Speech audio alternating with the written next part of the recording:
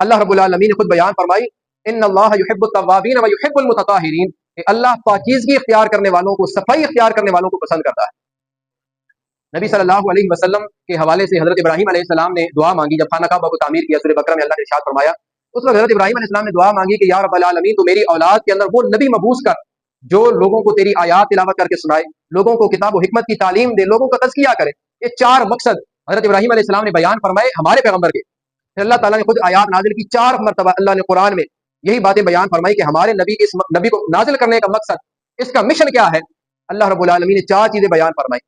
पहली ये कि वो लोगों को अल्लाह की आयात पढ़कर सुनाएगा। दूसरी, किताब और हिकमत की तालीम देगा, यानी कुरान मजीद के अंदर जो अल्लाह ने कानून नाजिल फरमाए हैं, जो ये किताब नाजिल की है, ये भी, और ईमानियात की बातें जो नबी अलैहि सलाम की अहादीस के जरिए हम तक पहुंची। अल्लाह के रसूल का मकसद यह है कि वो ये बातें बयान करे। चौथी चीज अल्लाह रब्बुल आलमीन ने बयान की, इरशाद फरमाया वयुज़क्कीहिम, वो इनका तज़किया करे।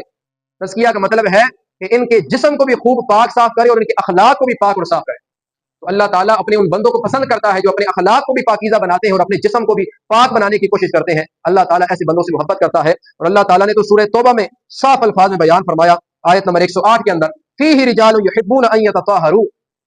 जब अल्लाह ताला ने, जब नबी अलैहि सलाम ने पहली मस्जिद बनाई, मस्जिद कुबा, उस वक्त उसके मुकाबले में करीब ही एक बस्ती थी जहां मुनाफिकीन के कुछ लोग रहते थे। उन्होंने भी एक मस्जिद बनाने की कोशिश की, हम एक मस्जिद बनाएं, और उसके अंदर नबी अलैहि सलाम के खिलाफ नऊज़ बिल्लाह साजिश करें। मुनाफिक के ऊपर से कलमा पड़ा हुआ था, लिहाजा उन्होंने मस्जिद ज़रार बनाई।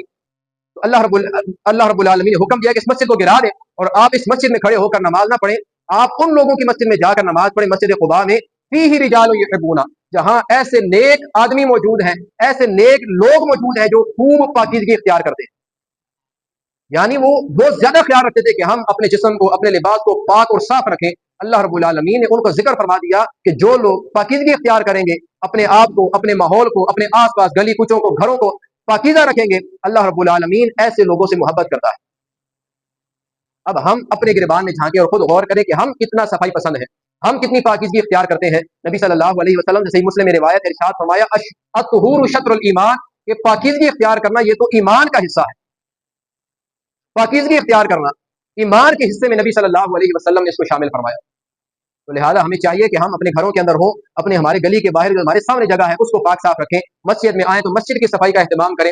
अपने जिस्म में हमारी अगर पूरी इबादत देखी जाए तो नबी सल्लल्लाहु अलैहि वसल्लम ने हर एक के मुतालिक तफसील से बयान फरमाया।